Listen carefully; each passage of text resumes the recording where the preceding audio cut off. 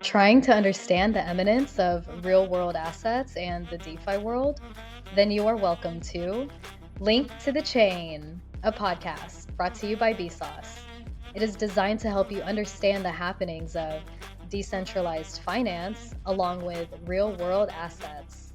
I am your host, Nikki from BSOS.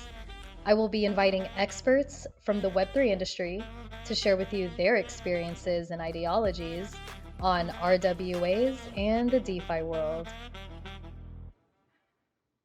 I'm pleased to be joined today by Jag, the founder of Tangible. And Jag, why don't you just give us a quick little deep dive on who you are and what Tangible does? Sure, yeah. I'm the founder of Tangible, co-founder. We are a real-world asset tokenization platform. So we tokenize things like fine wine, gold bars, and most recently, real estate. Crazy. I love all three of those things. And what motivated Tangible to choose RWAs as your topic of interest? Can you also touch on what TNFTs are and how they can be redeemed for a physical asset? Sure. So we were running our family office after selling our last startup.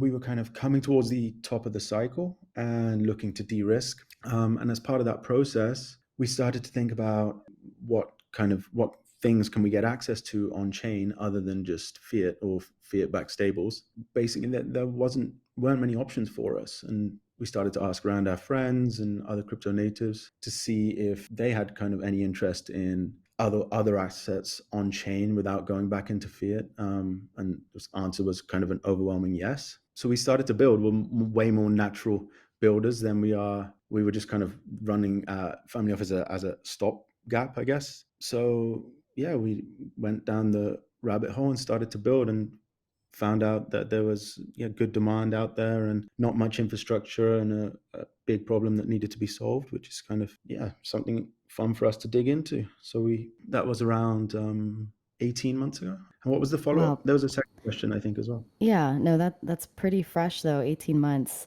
And the second part is what are TNFTs and how can they be redeemed for a physical asset? Yeah, so a TNFT is just a tangible NFT. It's basically an NFT that represents a real world asset. And at any time, you can burn the NFT and have the physical item shipped to you. So that's kind of how the connection is. So the item is stored in custody in the case of in our custody, in the case of gold bar, wine, or a luxury watch, or in the case Hmm. of real estate, it's inside an SPV, a special purpose vehicle. And then in the case of the physical items, you can burn the NFT and have them shipped to you. And in the case of real estate, you burn the NFT and take legal ownership of that SPV. So you take ownership of the company, and then inside the company, the property sits. That sounds pretty cool, not gonna lie.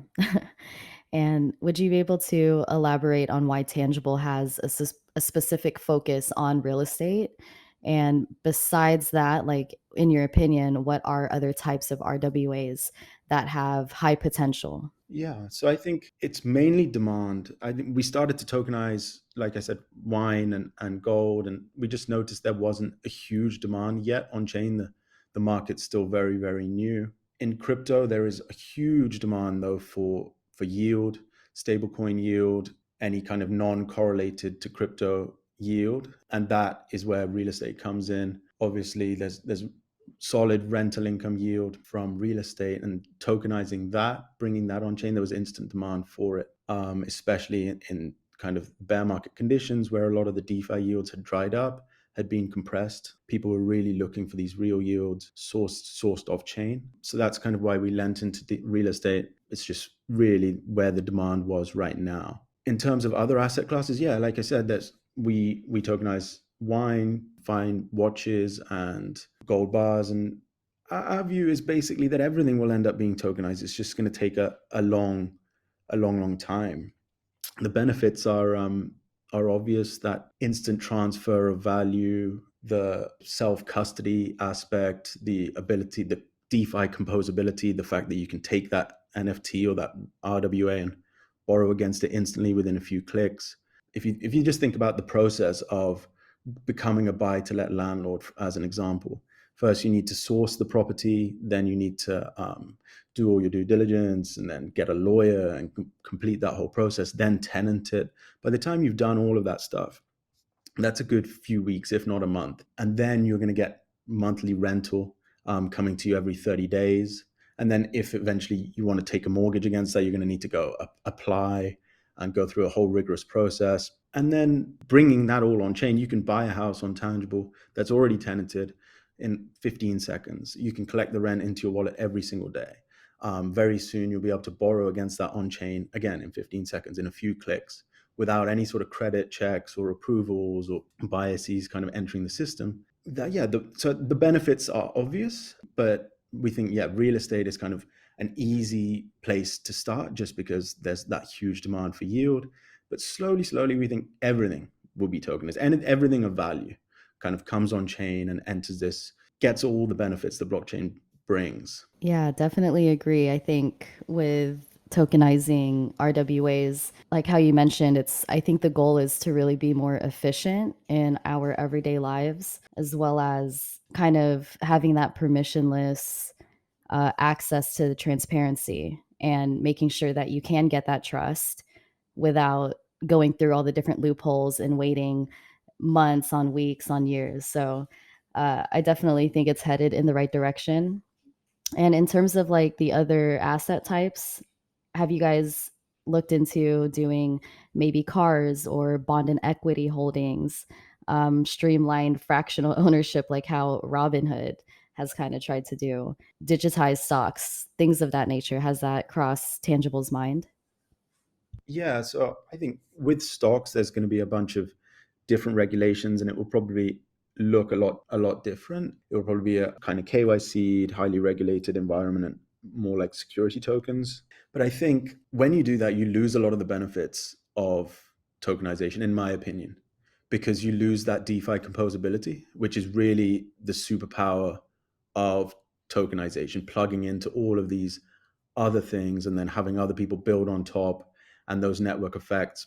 Yeah, that's the real edge. So I don't actually think some of those things will do as well as some of the other asset classes. In terms of cars, we've definitely thought about classic cars, kind of fractionalized ownership. That it's classic car market's very similar to the fine wine market in terms of returns. So it's definitely something I think we'll explore in the future. It really is it's a matter of when, not if. Yeah, 100%. All right, moving on. I was going to see if you could share some more information about USDR. Can you touch on that a little bit? Yeah, so USDR is our native stablecoin.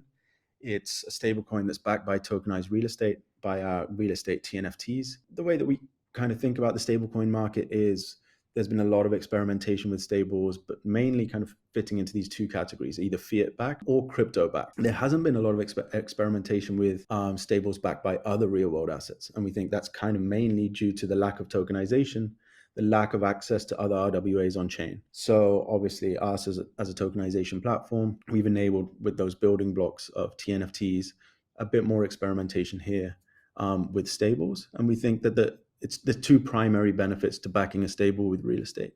One is that real estate is leased out to tenants and provides a native yield.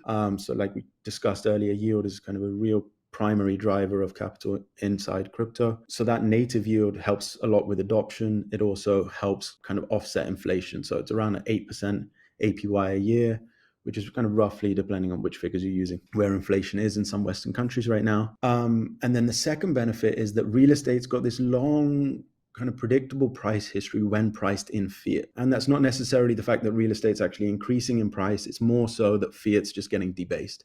So when you start to back a currency with something that's basically increasing against the thing that it's pegged to, that allows for very interesting currency designs.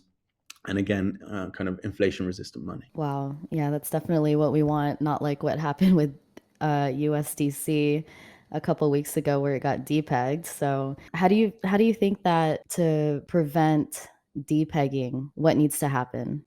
Yeah, sure. I mean, to be fair to USDC, I think that was more so a fault of the kind of traditional banking system rather than crypto or their mechanism. But the way that we think about depegging is There's two built-in mechanisms that help USDR hold peg. One is that it's always redeemable 1-for-1 for DAI. So that kind of helps you hold peg. If you lose peg on market, then obviously people can buy up USDR, go and redeem it for DAI. That creates this arbitrage opportunity that helps hold peg.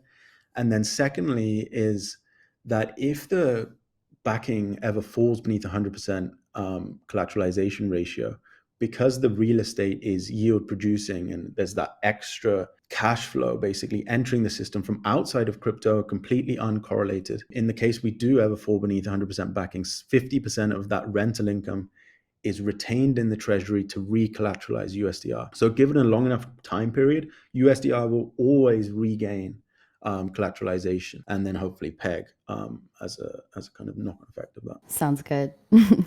And can you share your thoughts on the future of RWA ownership? I guess the future is proliferation, the tokenization of everything. I think it's a long kind of 20-year road, but I think it's inevitable. When we think about the benefits of what a blockchain gives us, that instant transfer of value, that proof of ownership, and we think about how do we best then utilize those to kind of benefit the world. I think there's been kind of two schools of thought. One is that we create new things of value outside of the existing value system, and then we use blockchains to transact. But I think a more logical kind of train of thought is that we take existing things of value and use this new mechanism to make the transfer of those much, much easier, open them up to a much more global audience, enable a fairer system of borrowing against them, enable fractional ownership of them, all of these amazing things. And I think that's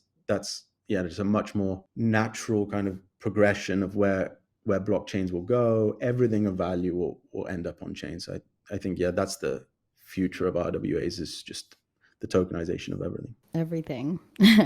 And are there any challenges or opportunities that Tangible has encountered during this journey so far? Yeah, for sure. I think some of the main ones are there's a lot of skepticism around RWAs and tokenization because they're off chain, and crypto really loves trust minimization. They like everything to be trustless. The kind of crypto community as a whole, and rightfully so.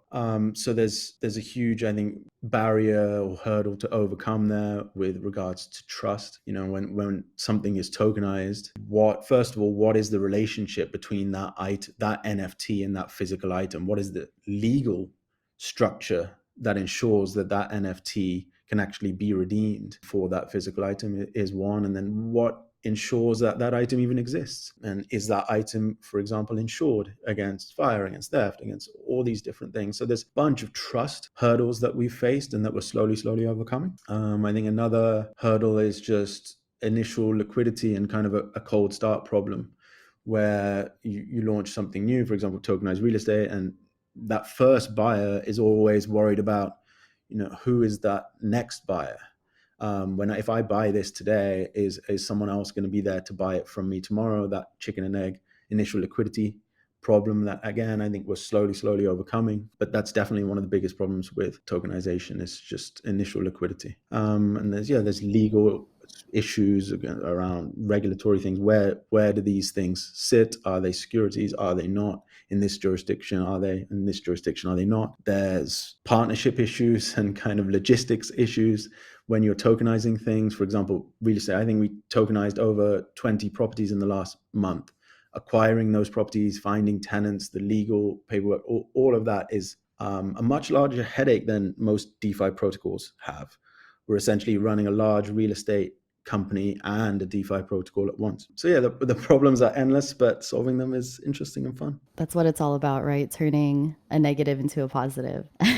So moving on, Jag, I want to ask, what are the future goals and where would you like to see Tangible in 3 to 6 years from now? Wow, in 3 to 6 years, I would like to see us having tokenized billions of dollars worth of real world assets. I would like to see us as USDR as a top stablecoin that people feel very comfortable holding. And I would like to see USDR integrated into a bunch of neobanks, and so people can spend it and use it like money, like fiat. And I would like to see, tokenization expanded far beyond the current categories. A lot of the kind of general population really starting to see and feel those benefits of tokenization. 1000%. Well, I'm definitely here for it. You can count me in. And lastly, are there any recent projects or updates about what the team over at Tangible is up to that you'd maybe like to share with our audience? In the next couple months, we're launching a new product called Baskets. And a basket is an ERC20 token that represents a basket of ERC721s. So an ERC721 is an NFT, it's non-fungible, so no two are the same. That kind of prevents it from being used super composable and useful in the rest of DeFi. So what having an ERC20 token that represents a basket of ERC721s does is allow for much better liquidity for some of these assets. So for example, you might see an ERC20 token that's called UK real estate, and it's one token that you need to buy that gives you access to a huge basket of these. So you're diversified. You're able to collect your APY. You're able to swap in and out because there'll be now deeper liquidity pools. The pair might be, for example, USDC, UK real estate, and you can swap in and out in a click. And then you can borrow against that token. So you can lever yourself up. You can take that ERC20, borrow against it on some money market borrowing platform, and then go and buy more and lever yourself up, and you end up at 20% plus APY. So Baskets is basically really enabling some of the things that we've tokenized so far to access the rest of DeFi and composability and liquidity.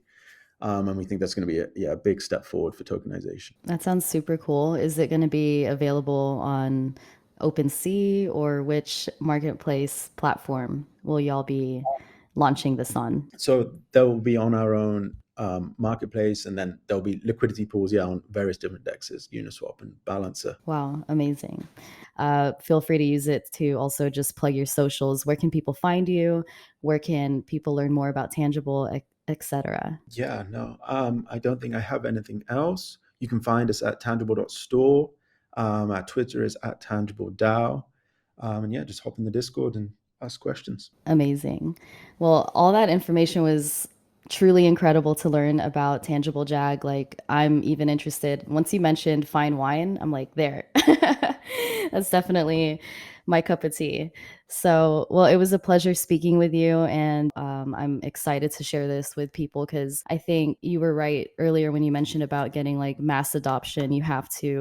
I think you have to tokenize everyday things sometimes, whether it is the house or the car. And those have been like the two main examples that kind of consistently come up in these interviews. But, I was doing some research and I saw that other things can also be tokenized. Like, I know that there are tokenized versions of like the Japanese yen, and Germany is actually being really open-minded about stuff like this. So I can't wait to see where it goes. I can't wait to see what else Tangible tokenizes. And it was a really fun conversation. So thank you again for your time today, Jag. And we'll definitely have to connect in the future for sure.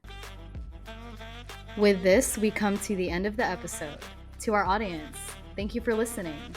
If you enjoyed what we are discussing about the RWA and DeFi world, please don't forget to subscribe to Link to the Chain and share it with others. To catch all the latest from us, you can follow our Instagram and Twitter at Link to the Chain. Looking forward to sharing with you guys the next episode. Stay tuned.